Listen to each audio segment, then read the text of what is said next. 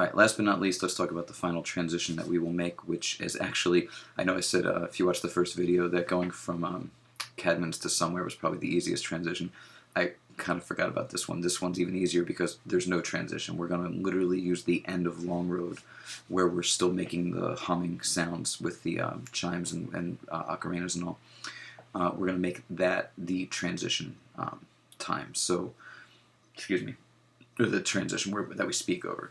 So we come out of, I'm just going to play through it so you kind of get the idea. But we finish, right, that last...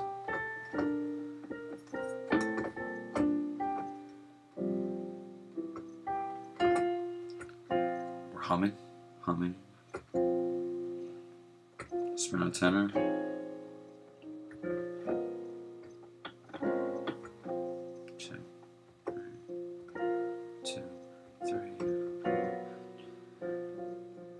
Here's where the reading's going to start. Now I saw in my dream that by this time the pilgrims were got over the enchanted ground, and entering in the country of Beulah, whose air was very sweet and pleasant. And drawing near to the city, they had yet a more perfect view thereof. It was builded of pearls and precious stones, and also the street thereof was paved in gold. The very sight was, to them that could behold it, as if heaven itself was come down to meet them.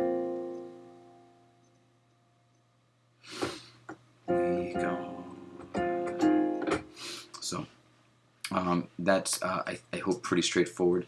Whoever winds up doing that reading, and again, if you are interested, I need you to send those videos in to me today so I can pick out who's going to do these. You know, if you look at that last page of Long Road, you know, we've got the humming that the part that starts right here where the basses sink into the low notes. That pattern happens 3 times till the end of the piece. That's where the reading's going to start, and it should time perfectly then to be ending as the the last chord is being held, and we go right into Beulah land. All right, so just to kind of recap from all 5 of these. I hope it's really clear as to what it is that you're going to do. Everything that we are singing here, nothing is new.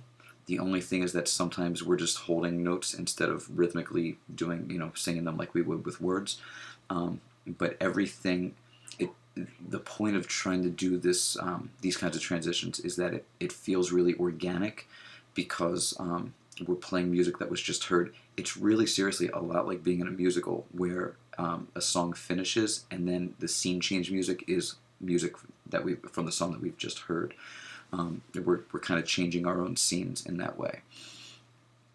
So again, I'm operating under the premise that I won't see you until Sunday before we perform this whole thing at Trinity. So please come in Sunday knowing all 5 of these transitions and exactly what it does and how it works.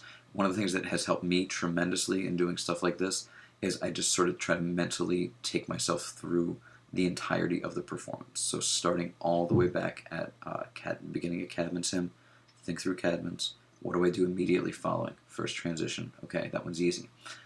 Somewhere. All right, go all the way through Somewhere. What's my next transition? Right, I have to get into Sanctus. If I'm a bass tenor, I don't sing. If I'm a soprano alto, I'm in that overlapping pattern. Sanctus finishes. Great. What's the next thing?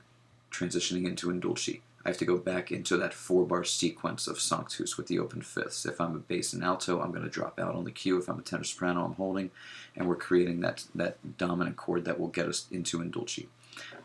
You can kind of take it from there. But again, I'd much rather you do more thinking about how all of this works and making it be clear in your brain rather than just practicing it over and over again. Practice it a little bit, sure, but this is not tricky stuff. Great. I will see you hopefully tomorrow. If not, I'll see you when I see you.